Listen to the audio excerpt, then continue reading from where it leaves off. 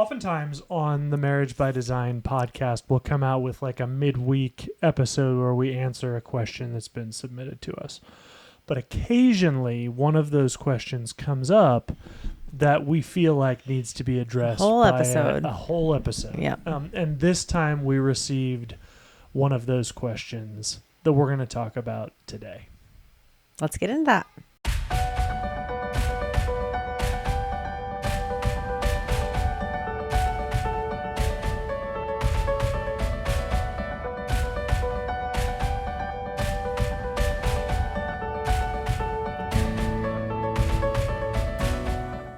Before we jump into today's show, I wanted to ask you to check out our website, brand new website, marriagebydesignpodcast.com. That's marriagebydesignpodcast.com.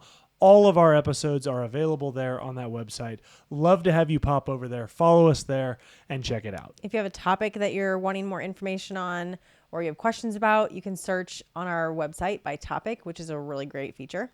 That's right. And more than anything, guys, please share this with someone that would find it meaningful for them. Without any more delay, let's get to the show. Hey everybody, I'm Nathan Warnock. I'm Andrea Warnock, and you've joined us for Marriage by Design, and this is a time where we get to talk to you about God's design for marriage, what the Bible has to say about that, and how Nathan and I get to live that out practically. And you can as well. And we are going to dig into the mailbag today. I received a message from a woman who seems to be a good-hearted woman, which I designate that because sometimes we get questions from people where you can tell those people have an agenda with their question, namely making their spouse look bad.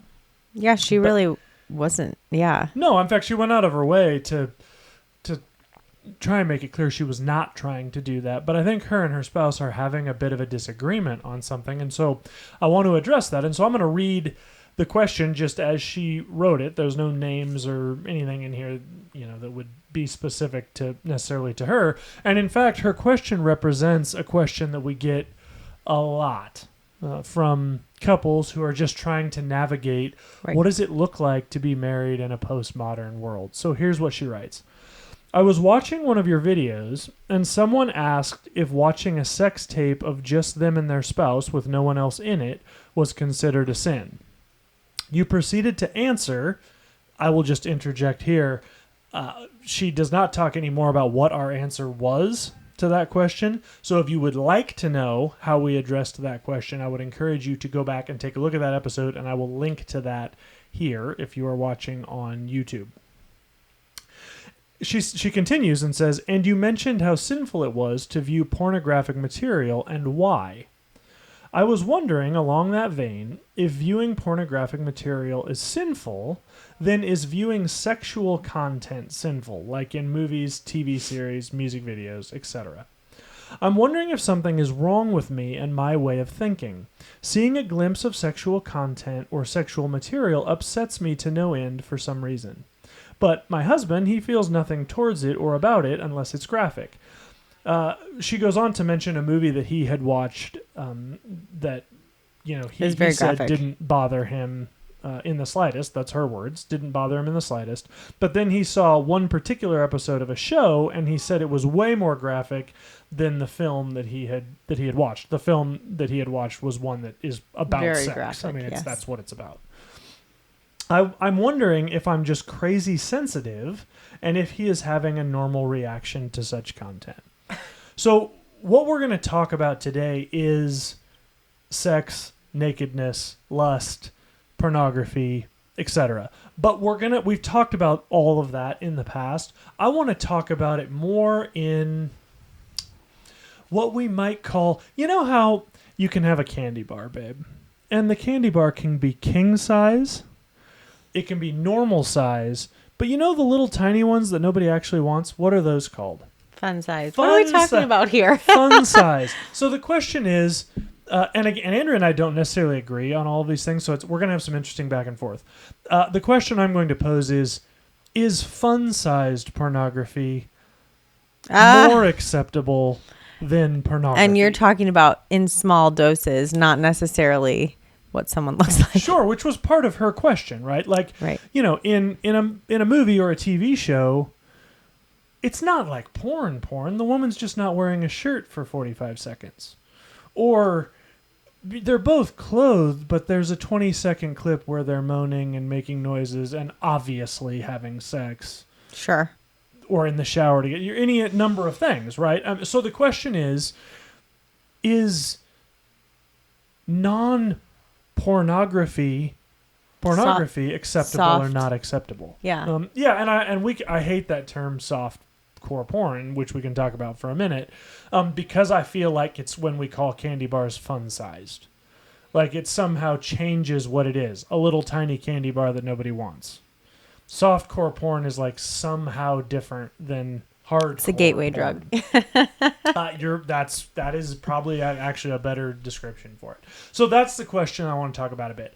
But there's something I want to step back and address. Two things really from her question that I want to answer, because not only are we giving an episode here for the entirety of the Marriage by Design community, but I do want to address her question specifically. And there's two things I want to say specifically to you if you submitted this question. First of all, you asked something in there you mentioned something in there that stuck out as a red flag to me. You mentioned that, hey, when you see even the slightest amount of sexually explicit content or suggestive material, it bothers you to no end. I want to just, and again, I don't know you as far as your personality and background, but I do want to say, take some time before the Lord and dig into that a little bit, right? Did someone misrepresent sex to you in your past, right? Is there abuse issues there that perhaps need to be given over to the Lord? I'm not saying you shouldn't be bothered by sexually explicit content, but the way you phrased that makes me wonder if though that kind of material isn't causing you to get compulsive a little bit in some of this behavior. And again, I don't know. I'm just taking that one sentence. It was just a phrasing, right? A common phrasing. Right. I mean, that you used, yeah. Right. So if it's just like, hey, this really bothers me and I walk out of the room. But if it's like, hey, if I see or hear explicit content, I'm ruminating on that for like a day or two or three, and it's really bothering me, I would just ask, maybe there's something more there. Why? Yeah. Right? Is there maybe something that you need to give over to the Lord, or some healing that you need to invite the Holy Spirit to do in that realm of sexual trauma? But I would say that if you're sensitive to it, like it bothers you, you're able to give that over to the Lord and then move on. If that's what you mean, that's a great thing. Yep. The Lord may have designed you to be really sensitive to that kind of material, or maybe you're less desensitized than the rest of us, and that's a beautiful thing. Mm-hmm. So there's maybe really some goodness in that too. So yep. It just depends upon how, if it's something that your mind just can't get over, even after you've given it to the Lord, then maybe there is something more to that you need to dig into with the Lord. Yep. And ask him about. But if it's just something that just bothers you because you're sensitive to it and you just don't like anything to do with it, that's, I think, a great thing. I agree. And actually, that's the second thing I wanted to say to this individual. And I have a friend of mine that I want to publicly praise, and you either know him or you don't. I doubt he watches this show. But his name's Franklin, and he sent me a message this week, and he was talking about a show that he was considering watching, but he had read the books for this show, and the books are anti-God, like overtly anti-God, and they're fictional books. This is not a documentary. But he went, man, how do you feel about me watching the show? Because when I read the books, it really bothered me how anti-God they were. And I just encouraged him, and I want to encourage you. God may have just given you a real heart for defending what sex is meant to be. And so when you see these explicit items, it really bothers you because the Holy Spirit has just really made you a champion for God-honoring sex. And I would never tell a believer, hey, you know what? This shouldn't be this big of a deal to you. When it comes to something that maybe the Lord has designed you to be a champion for. And so I encouraged him in what he was feeling, but I want to encourage you in what you're feeling as well. Nothing we're about to say would I ever want you to feel like we're saying, hey, you know what? You need to kind of get over it. Yeah, because the reality is, like, Nathan and I are really sensitive to marriage topics. Right. And so we take a more conservative, or some might think a really staunch stand on some marriage things Right. that other people aren't as sensitive to. That's right. And I think that's in large part because the Lord has just really laid that on our hearts, Right. and that's our ministry. And so, for you, that may be just something that is a woe for you, something that God has created you to be a champion for, as far as the pureness of the way sex and God, the way God intended that to be. Yep. So yeah, the totally understanding in that. Yep. So then let's dig into the meat for this episode, and I really have 3 points, and we're gonna call this episode "Sex, Nakedness, and Russian Roulette." So my point in this, and I want to answer your question directly. Do I believe that viewing pornography, and I'm using that term broadly because I don't buy into the semantical games that we play. Do I believe that viewing pornography, period, point blank, if you ever see it, it's a sin? My answer to that is no. I do not believe that. And perhaps I'm splitting hairs here, but again, remember, I'm taking a very broad view of pornography. If you're out walking in the park and someone happens by and they somehow manage to expose themselves to you, I do not believe you have committed a sin. Right? In the same way, and look at ladies, we've talked about modesty, and I'm unapologetic in my stance on modesty. Men, if you see a woman and she's wearing clothing that's specifically designed to make it look like she's not wearing clothing, have you immediately committed a sin? My answer to that is no. Right. In the same way, if you're watching a movie or a TV show or whatever, and one of those scenes pops up, and you happen to view unexpected. it, Yep. have you committed a sin? And again, my answer to that is no. My question to you is, then what? In those situations, What's going on in your head? We had a pastor with your that I eyes. think used to say something that illustrates this to me. The first looks on God, the second looks on you. Right? So, meaning, like, hey, this just happened, right? I just happened to turn, and that woman's got most of her boobs exposed. Right? I wasn't looking for that. It just, there it is. But then the question is, then what? Because I would just question that when you look back, you're not going, oh, well, did I really see that? She looks like she has a nice personality, right? I mean, that's not how it works. And ladies, you're not off the hook on this either, for reasons that we're going to talk down the road. Now, look, are men and women created differently with regards to Definitely what they see visually? Yes, there's no question that they are. But allow me to just say, pornography comes in many different forms. And I don't give women a pass for engaging themselves in explicit materials. Because I just don't, again, a human brain is a human brain. Now, do women's brains perhaps process built and work a little differently. bit differently than men? Yeah, but why would we, and this really comes down to the Russian roulette part of sex, nakedness, and Russian roulette. Why fool with that stuff? I mean, if there's even a chance, and the largest growing demographic of people who engage in pornography are women, why would we take that risk? And I really have there's 3 main points I want to make about this whole idea of sex, nakedness, and pornography. And again, for me, I take a broad view of pornography.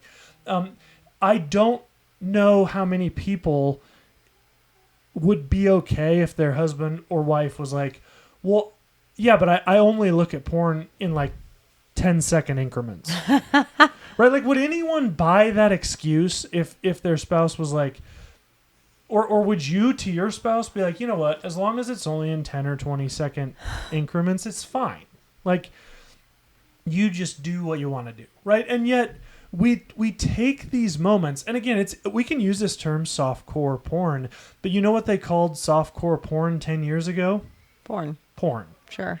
because you couldn't show any of these things on television or Those were the in days. shows. Now it's normal, and I can share an anecdote of a doctor that we talked to. We were talking to this doctor, and she was talking about, because it used to be if you had a child, say 6 or 7 or under, even 10 years ago, well 15 years ago, that talked or acted out oral sex on a toy or one of their friends, or was talking about it or whatever, a child that young, then the chances were overwhelming that they had undergone sexual abuse from typically a family member. That was a key sign. And we were talking to her about this, and she was saying that's Not completely so anymore. gone now. Because so many shows, songs, and even commercials, she mentioned, don't show it necessarily, but suggest it, and right, kids can figure it out. Right, so people are kissing, and then the woman or man's head disappears down below the screen, and kids can do the math. And it starts to change the way they think about those things. That is shocking, to think that we're allowing these kinds of things that make oral sex just something where kids are like, I don't know. I mean, I guess heads go down there sometimes, and it's fine. And do they understand the full No, I mean, of course not. But they understand like that's a thing that adults do, which is shocking. So here's my 3 points for this episode. These kinds of glorifying nudity, glorifying sexually explicit content, they dishonor your spouse first and foremost. And here's the thing: if you're single, you may still have a spouse out there that you are dishonoring. You just haven't made them your spouse yet. Right. But that doesn't mean you don't have a spouse out there that you're dishonoring.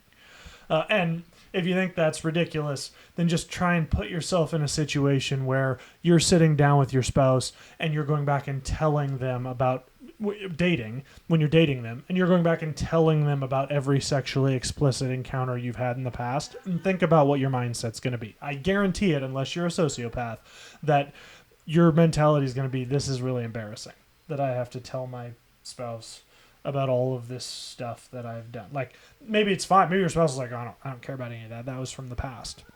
I would argue that is a modern convention where we've all lowered our standards to be like, well, the person I'm getting with is just going to have a whole bunch of sexually explicit stuff in their past. So dishonors your spouse. Second, it dishonors yourself. And third, and I put this one third because perhaps people that might be stumbling upon this care about this the least, it dishonors the Lord. So first and foremost, I want to talk about it dishonors your spouse. And I'm going to start by reading a passage from Matthew 5:28, where Jesus himself is teaching on lust. And here's what he says. So in verse 27, Jesus quotes and says, "You've heard that it was said, you shall not commit adultery." Remember, that's like one of the big 10. Jesus then says, "But I say to you that everyone who looks at a woman with lustful intent has already committed adultery with her in his heart." This is like the classic, Jesus elevating adultery from a physical thing we do with someone other than our spouse to even our thought life, right? It's calling us even to a higher standard. So in a sense, a very real sense, it is a sin to take the things that we view and then apply ourselves to those sexual situations. And I'll be the first to admit, although I may be overstating this is probably more a male problem than female problem, oftentimes. More often, sure. Although I would go another step to say, oftentimes, the sexual situations that are presented in a lot of the media that we watch are not just sexually charged. Porn is sexually charged, right? It's a 3-minute video where they're having sex.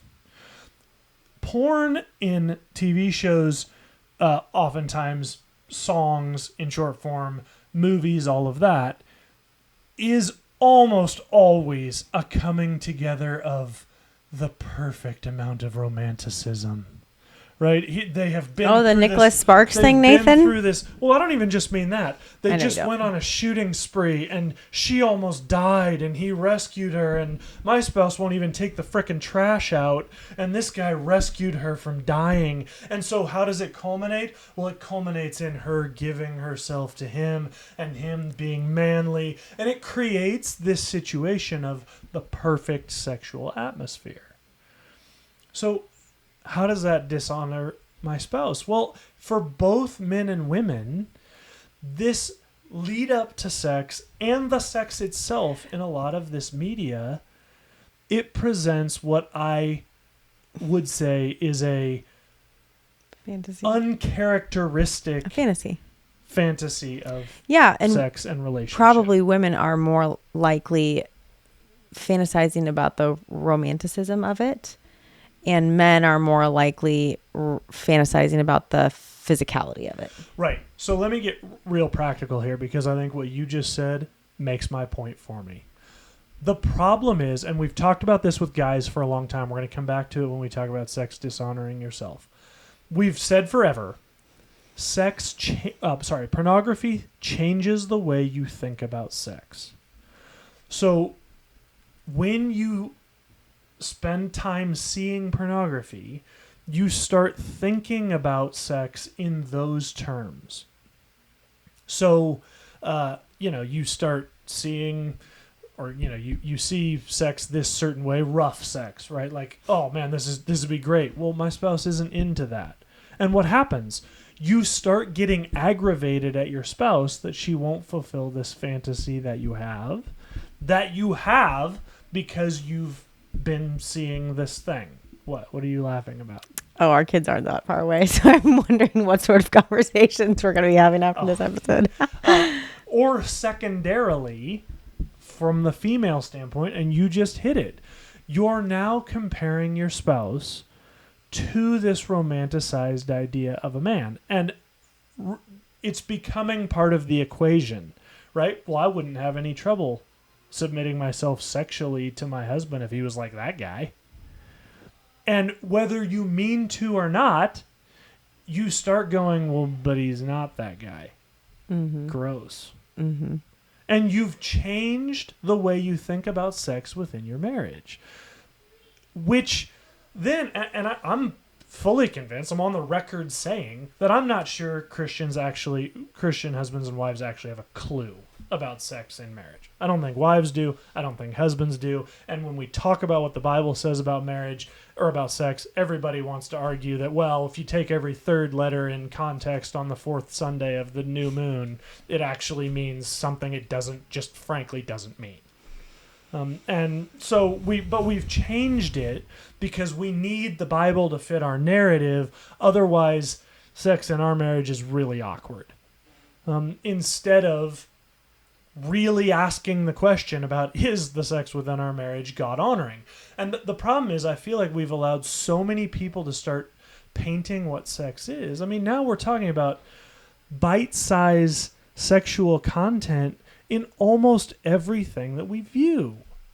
And, I'm a big country music guy. Country music has a lot to say about women and sex and men and how men look at women. And it's most of it not aligning with the Bible. And that's not even what we might consider pornography. Right? But the point is, it's changing how we think about sex. And you know who pays the cost for that? Your spouse. Your spouse pays the cost for that. It's dishonoring to your spouse. Second, it dishonors yourself. 1 Corinthians 6:18 says this: flee from sexual immorality. Every other sin a person commits is outside the body, but the sexually immoral person sins against his own body. The longer that we freely accept pornography within society, the more we realize how devastating it actually is for human beings. So then are we going to stop? No. Because there's money at stake, there's views at stake, there's clicks at stake. all of that stuff that we have decided as a society is just simply more important Right. than It's totally true. the goodness of human beings. Now, I want you to put in your mind things like recent diseases that perhaps we've undergone in this country, and perhaps things like vaccinations that perhaps we could get to solve those things.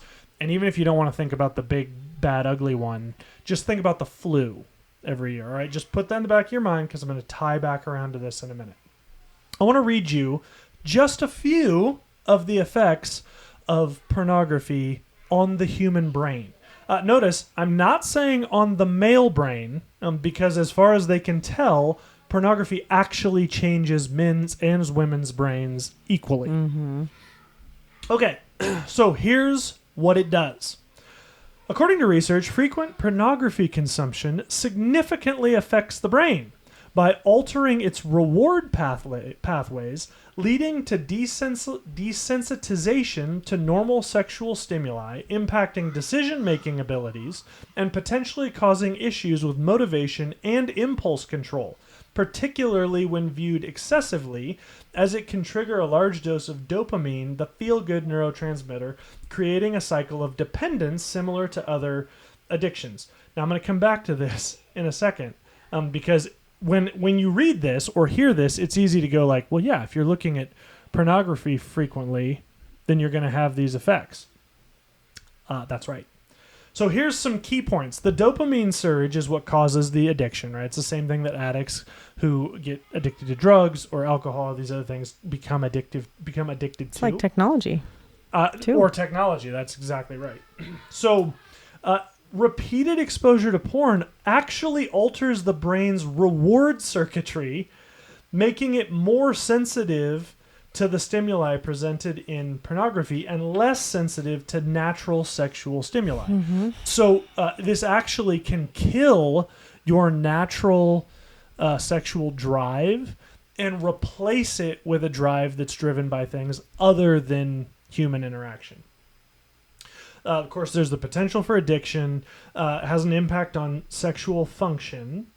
And this part I found fascinating.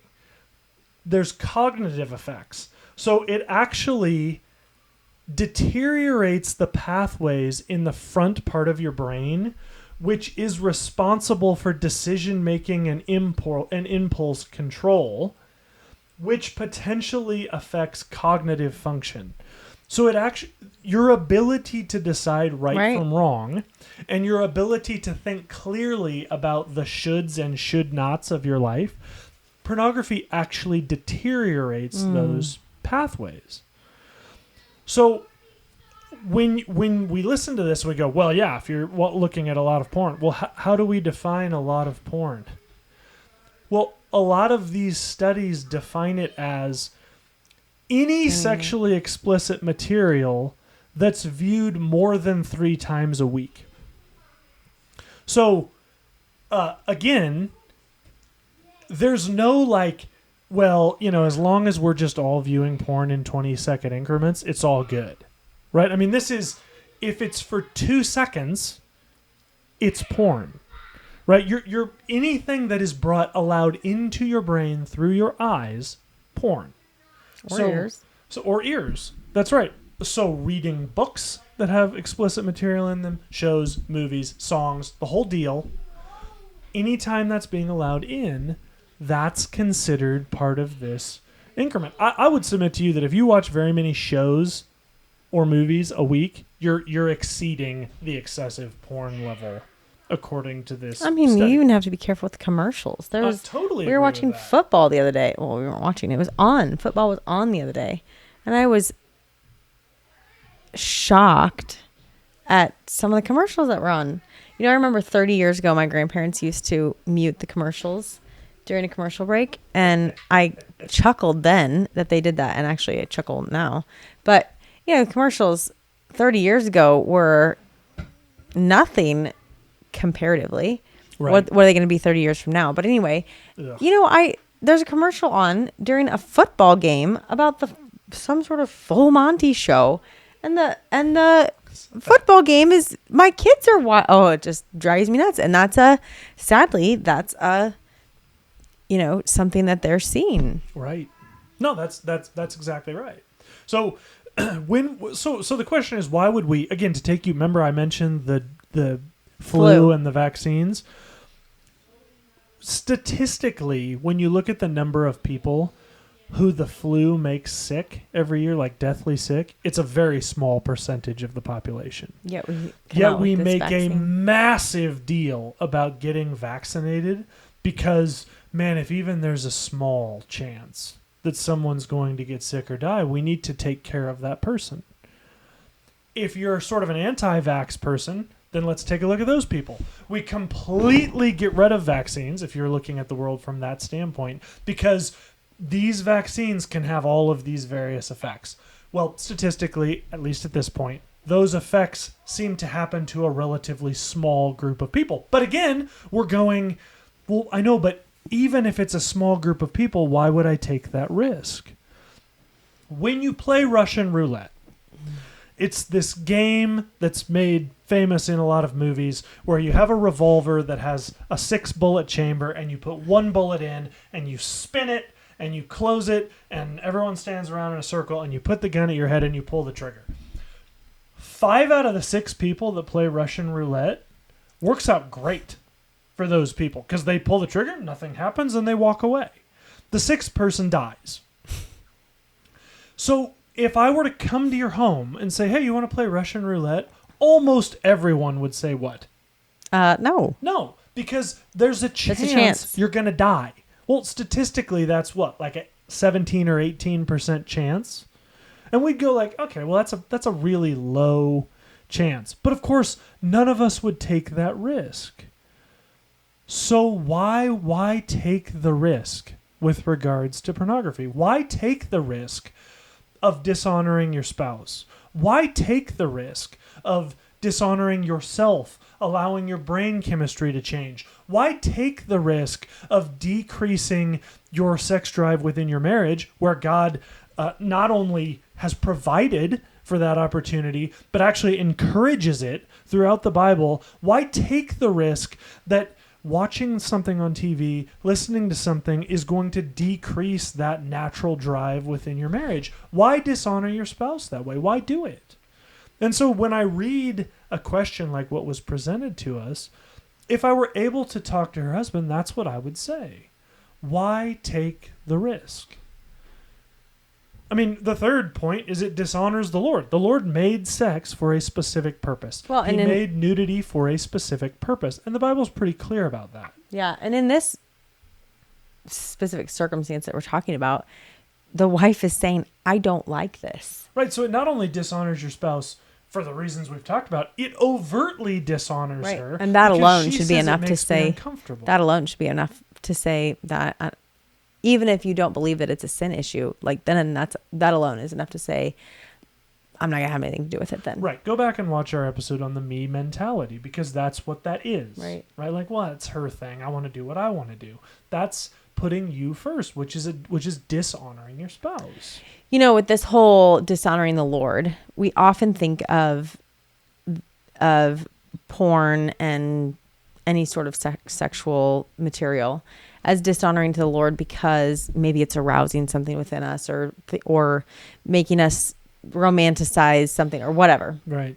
But the reality is that God made it very clear that sex is to stay within a marriage. It's to be between a man and a woman once they're married, right? And so if anybody is involved in that, whether I'm watching that or it's a couple, it's people for a movie who aren't married that are trying to kind of recreate the scene or create the scene and push it out to people who are not involved in that marriage, any of those sort of circumstances is defiling the marriage bed. And we know that God says the marriage bed should be undefiled. And it doesn't mean by having relations with people outside of your marriage only. It means because that act and anything to do with that is only supposed to be between a husband and a wife. Right. No one else to see that.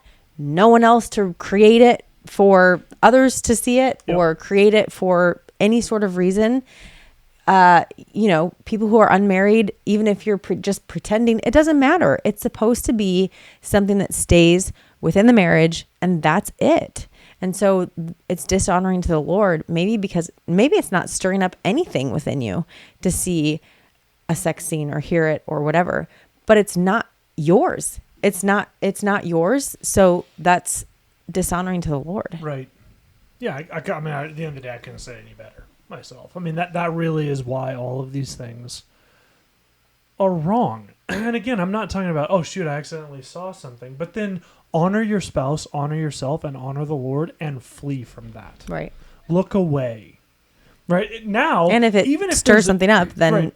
Deal with that with the Lord. Right. Even if there's a show where you're like, oh my gosh, my life will just be incomplete if I don't watch this show or this movie.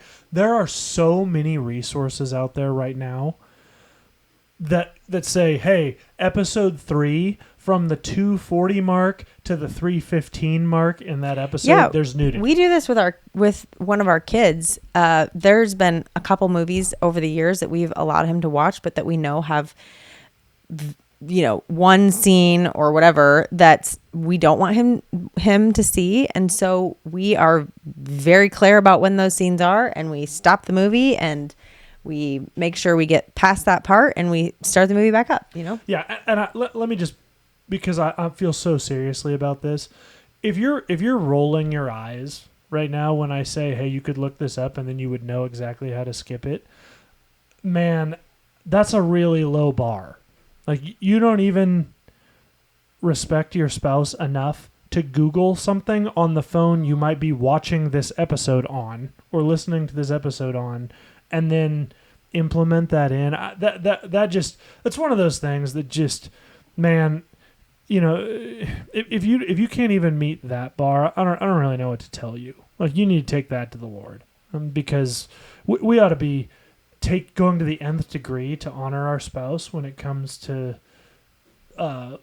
protecting them and honoring them. And man, that feels like a really low bar to just take a look and make sure you're avoiding sexually explicit content. Where we're at in the world, you just unfortunately have to be kind of what seems like extreme with this sort of stuff, because it's everywhere. Right. And so, it might feel extreme, but it's really just trying to honor the Lord and your spouse. And once it becomes just kind of part of who you are, it doesn't feel extreme at all. It just feels like, I don't know, normal. Right. And you reap the benefits in your marriage by doing that. Yeah. All right. Well, if you wrote us that comment, and I'm intentionally trying to not mention your name, thank you so much for sending that question in. It's humbling that people even ask us anything. That's right. It took a lot of courage to send that in, and I want you to know that we honor that. And I hope we honored you and your marriage with our answer to that question. And I hope there was something everybody could take away from this so that you can think differently about sex and nakedness and Russian roulette in your own relationship and in your own life. Guys, until next time, hope you have a great week. Remember, God is for your marriage. Thanks so much for listening. We just wanted to say, if you have a comment, a question, something that you're struggling with or need prayer, please reach out to us. You can get a hold of us by emailing marriagebydesignpodcast@gmail.com, or of course you can comment on any of our social media and we will get back to you. But if you have something private, feel free to email us. We're happy to personally respond to you. That's right. And we do respond to every comment that we receive, either through our website, through YouTube, through our social medias, which leads me to, feel free to pop over to our website, marriagebydesignpodcast.com. You can leave comments on any of our videos through that site. We would love to be able to connect with you, but please don't hesitate to reach out. Even if you just need prayer, you need someone to hear what you're going through, we're here for the Marriage by Design community, so feel free to reach out anytime. Until then, guys, thank you so much for joining us. We'll talk to you next time.